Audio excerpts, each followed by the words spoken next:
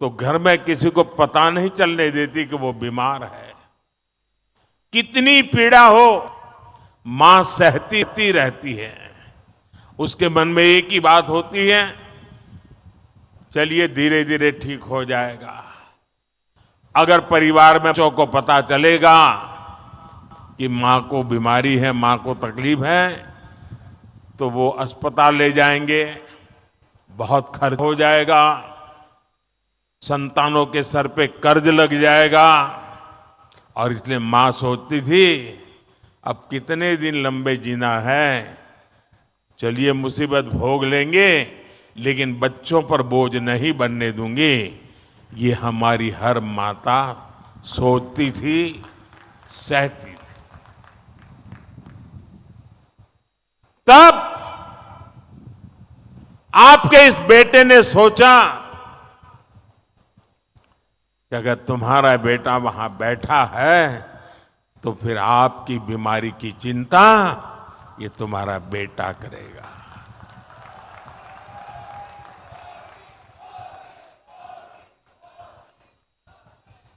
देश के करोड़ों गरीबों ने इस योजना की वजह से अस्पताल में मुफ्त इलाज कराया है।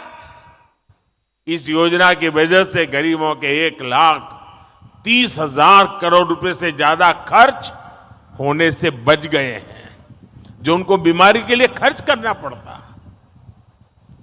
मोदी ने जो 11,000 से ज्यादा जन औषधि केंद्र खोले हैं, उन पर 80% छूट के साथ दवा दी जाती है, 80% डिस्काउंट। इससे भी गरीबों के 30,000 करोड़ रुपए दवाई खरीदने में जो खर्च होता था ना, उसमें बचत हो गई है।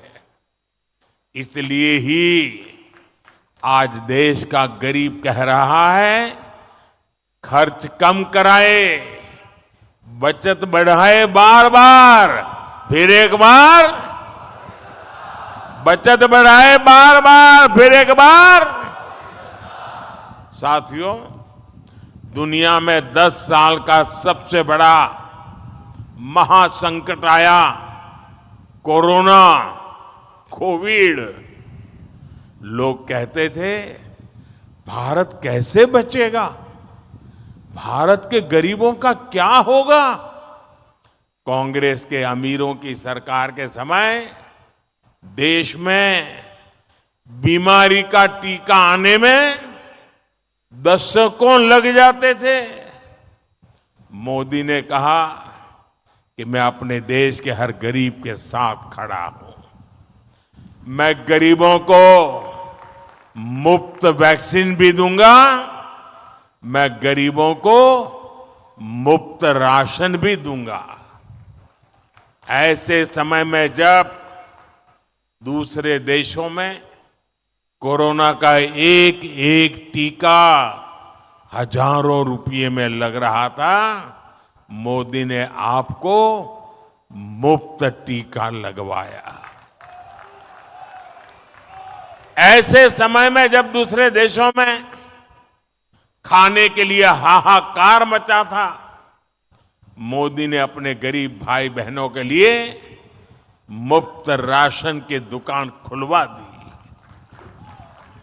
मुफ्त राशन, मुफ्त वैक्सीनेशन पर मोदी ने 4 लाख करोड़ रुपए से ज्यादा खर्च किए। और इतना ही नहीं, मुफ्त राशन की योजना को मोदी ने अगले 5 साल तक और बढ़ा दिया है। आने वाले 5 साल भी मोदी ये मुफ्त राशन की सेवा करता रहेगा। और इसके कारण गरीब का ये पैसा बच रहा है। और जब पैसा बचता है तो जिंदगी के कई सारे सपने पूरे करने को काम आता है। और इसलिए आज हर कोई कह रहा है कि मोदी के कारण, उनकी योजनाओं ने खर्च कम कराए, बचत बढ़ाए बार बार, फिर एक बार